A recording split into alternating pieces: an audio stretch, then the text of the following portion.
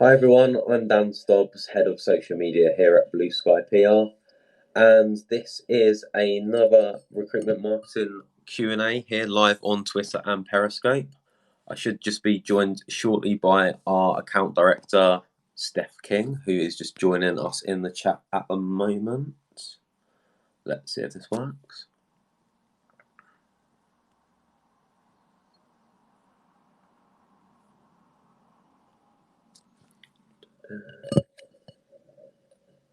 And today's topic of discussion will be social media content. So we're going to be looking at some of the questions we've received in the last 24 hours to do with how recruitment agencies can produce engaging social media content.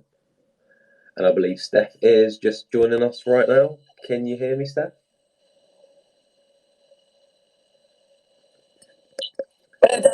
Hiya, how are you? Good, how are you doing? Yeah, not too bad, thank you. Have we had some questions in over the last 24 hours? I believe there's been quite a few coming via DM. Is that right? Yeah, that's correct. Let's kick off with the first one. So this one is, I've seen a lot of video content at the moment. Does this rank higher than text only? Okay, um, a lot of the platforms won't specifically say that video content ranks higher, but there is a lot of research to suggest it does, and certainly.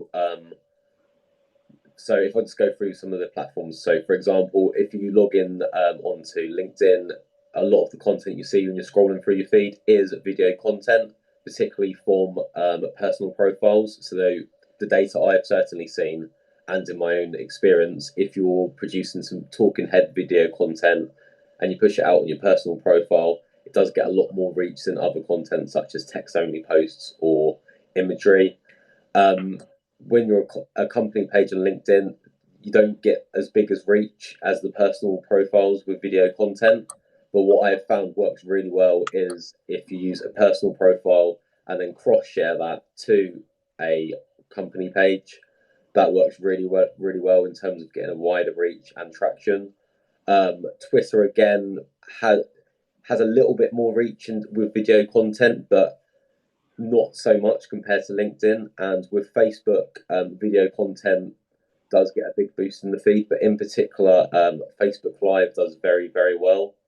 And if you've tuned in, you're not really sure what Facebook Live is, and you've heard a bit about it. Basically, Facebook Live enables you to go live on your Facebook page, pretty much how we're doing here on Twitter and Periscope right now.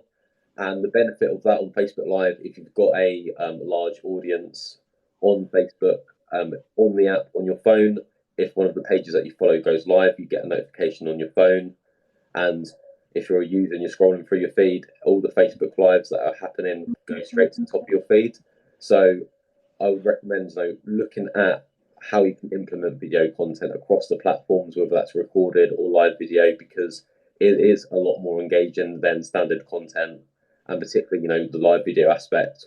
As we're seeing right now, it allows people to send in questions the day before or during as well, so it just makes it much more interactive. And particularly if you're a recruitment firm, you want that personal approach rather than just sort of being a faceless logo, if you like, on social media. It really allows people to see the recruiters and the whole team. It just helps build that rapport at the initial stage. Okay, great. And the next one that I've got is, what sort of content would make us stand out from the crowd at the moment with so much going out on social media? Okay, I mean, one of the first things I'd recommend, myself and I think Vicky discussed this a couple of weeks ago on one of the Twitter Q&As, is positive news stories. That they work really well, because no matter what platform you're on at the moment, Twitter, Facebook, LinkedIn, a lot of these stories you're scrolling through are all to do with sort of the negativities of the coronavirus pandemic and what its effect on various industries. But something I recommend, and I use it with a lot of our own clients, for example, is, say if you're a healthcare recruiter. Obviously, the health and social care sector at the moment, is under a great amount of stress. But a lot of the publications are deliberately sort of seeking a lot of positive news stories to do with nurses, fundraising, and what care homes are doing to entertain their own residents. So if you can try and source some positive content from some of the sectors that you're recruiting, that works really, really well because it just stands out in the crowd. And because people are craving that positive news at the moment, it ends up sort of on a small scale, sort of going viral. You get a lot of engagement and shares, people tagging people in, so it works really well there. But other content that works really well, infographics. There's a lot of recruitment agencies, that do a lot of great stuff in terms of getting survey data and things like that. But when it comes to pushing it out on social media, they often just post out the link to the blog. Whereas if you actually click through and look at some of the blogs they've been producing, they've got a lot of rich data there, and they've even produced some of their own graphs and charts.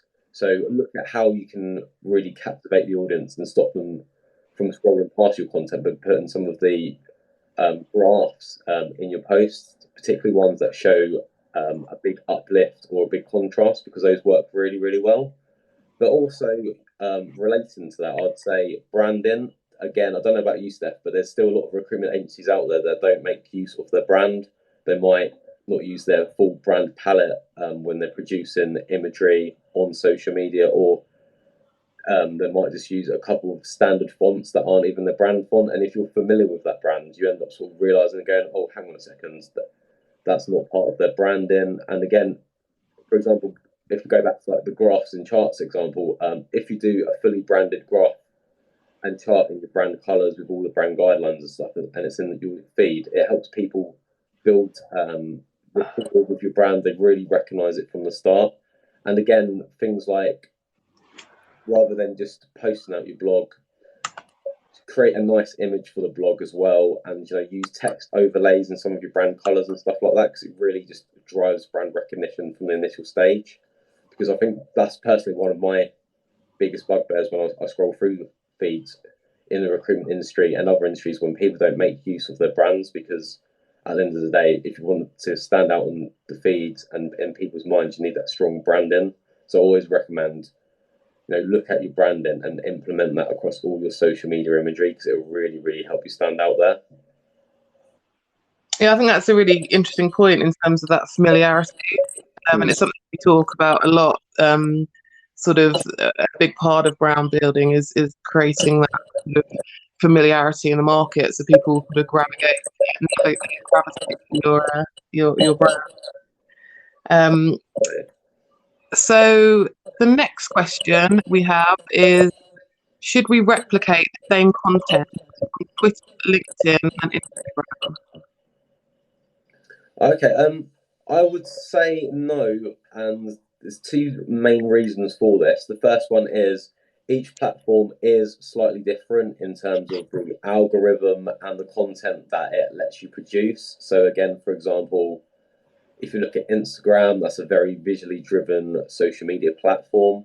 You compare it to, LinkedIn, for example. Again, LinkedIn's a lot more professional. So you've already got those big contrasts in terms of core audience and its purpose, and also the way it works.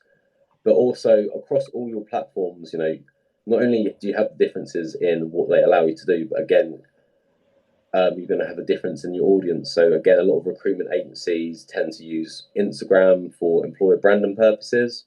Instagram tends to also have a younger audience in general compared to Twitter and LinkedIn, for example. So it's all about weighing these up and trying to get a deep understanding of your audiences. And for that, the analytics on each social media platform really provide you with a lot of data.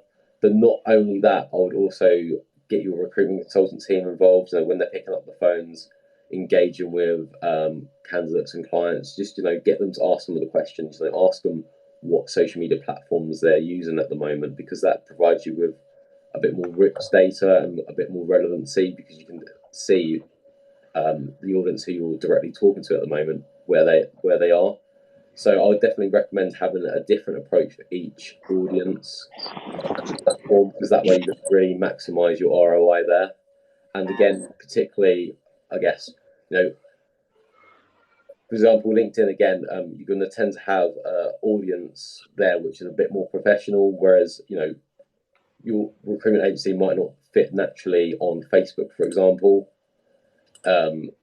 if you're, at that exec level. So just try and think about what platforms you should be on from the outset, and make sure that you have a presence on the ones where your audience is, because the worst thing you can do is sort of spread yourselves too thinly by there. So Okay, great. And one's just come in, which is, we've always used Instagram as a channel to show light-hearted, funny imagery of the team. Is that inappropriate at the moment? I wouldn't say it was, to be honest, because I think, as I've sort of touched upon again, a lot of people are sort of craving that sort of positive and light-hearted content. So, as long as your content serves a purpose in terms of providing them with that, and it isn't too far-fetched or controversial, then definitely show that sort of light-hearted approach in your content. Whether that's people working from home. A lot of companies at the moment are sort of doing dress ups on a Friday for their meetings, things like that. That helps sort of that personal approach with your recruitment firm.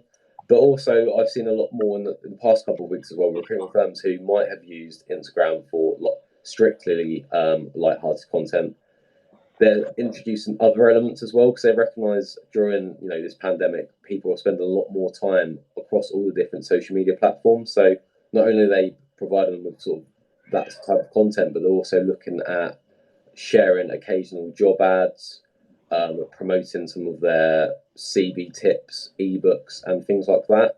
So I'll definitely just monitor your engagement levels and see how you can also offer value in different ways on Instagram, because more and more people are spending their time there at the moment. So definitely sort of cater towards their needs and have a sort of a value led approach with your content. Great, thanks, Dan. The next one is about Facebook, and it says, we've never really used Facebook as a company before, but I can see it's becoming increasingly popular. What's changed, and should I be using it now? Okay, so I actually did a blog on this topic that went live, I believe, on Monday. But we've definitely seen the various recruitment firms that we've spoken to and we manage the social presences for.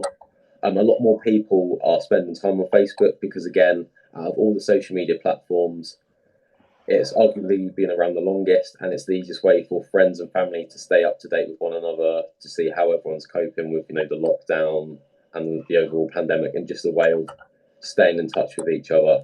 And that's led to a lot of people using it a lot more and a lot more frequently, because I know last year there was a lot of media reports saying in Europe are in decline, and it's more used by sort of the 40 and 50 plus. But this current climate has certainly brought everybody back onto Facebook to engage with one another, and that does present a very good opportunity for recruitment firms, because if your audience is there, you can really sort of target them. So I would again look at various ways and how you can add value to your audience. So don't just think, oh, everyone's on Facebook now, let's just put job post after job post, because that's not the type of content that gets a lot of engagement on Facebook. It's all about value. So look at the current trends in the markets that you're recruiting for, and sharing blogs and curating content and looking at video interviews and things like that, and cater towards that, because that's what people are looking for at the moment. They want to know how to do video interviews. They want to know how the sector that they're looking to progress their career in is going to be affected by this. So look at things like that. But also, I would add, with Facebook, it's always sort of been traditionally quite hard to reach your audience organically, because the reach has plummeted in recent years, because they're pushing everybody in terms of pages and businesses to use Facebook advertising. So I would recommend, if you're going to focus on Facebook to reach your audience during this current climate, put some money behind paid social and test small amounts and scale it that way, because that way you're going to be able to reach people with some of your organic content, but then you can also reach your own audience and people you've never reached before with the Facebook advertising, and that sort of offers you the best of both ends there.